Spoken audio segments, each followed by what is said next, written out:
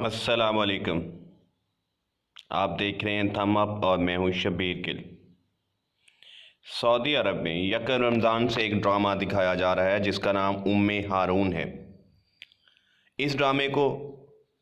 فلسطینیوں کی جانب سے شدید تنقید کا نشانہ بنایا گیا۔ فلسطینیوں کا کہنا ہے کہ کہیں بھی ڈرامے میں فلسطین کے رول کو نہیں دکھایا گیا۔ ہارون ایک عورت کے گرد گھومتا ہے جو 1940 کی کہانی ہے،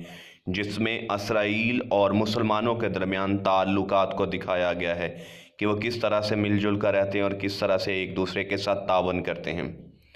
بین الاقوامی خبر رساں ادارے الجزیرہ نیٹ ورک کے مطابق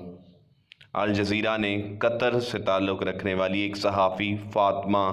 ترکی کی ایک رپورٹ نشر کی،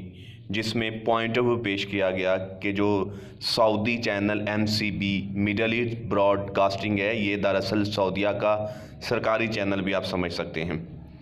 اس رپورٹ میں فاطمہ نے دعویٰ کیا ہے کہ اس ڈرامے کو شدید تنقید کا سامنا ہے اور فلسطینی اسے بالکل بھی پسند نہیں کرے۔ فلسطینیوں کا خیال ہے کہ جب آپ یہ دکھا رہے ہیں کہ یہودیوں کے رہن سہن، رسم و رواج، ان کا کلچر، ان کی ثقافت، ان کی اچھائیوں کو اجاگر کر رہے ہیں، تو اس وقت فلسطین پر بھی اس دہائی میں بڑا ظلم ہو رہے تھے، تو کہیں تو فلسطین کو دکھایا جائے۔ سعودی عرب اور خلیجی ممالک جتنے بھی وہ چاہتے ہیں کہ ان کے جو اسرائیل کے تعلقات بہتر ہو جائیں، تو ہارون کی طرح ایک مخرج 7 چلتا تھا، اور اس کے علاوہ ایگزٹ 7 اور شادی، یہ ڈرامے بھی دراصل اسرائیل اور سعودی عربیہ کے تعلقات کو بہتر کرنے کے لیے بنائے گئے تھے۔ پہلے سعودیہ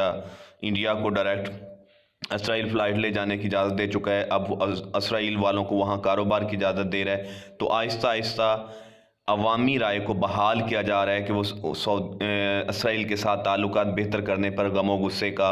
اظہار نہ کریں، اور پوری مسلم امت میں یہ تشویش پائی جاتی ہے کہ یہ کس طرف جا رہے ہیں ہم، کہ اسرائیل ہمارے خلاف اٹھا اور ہم اسے فیور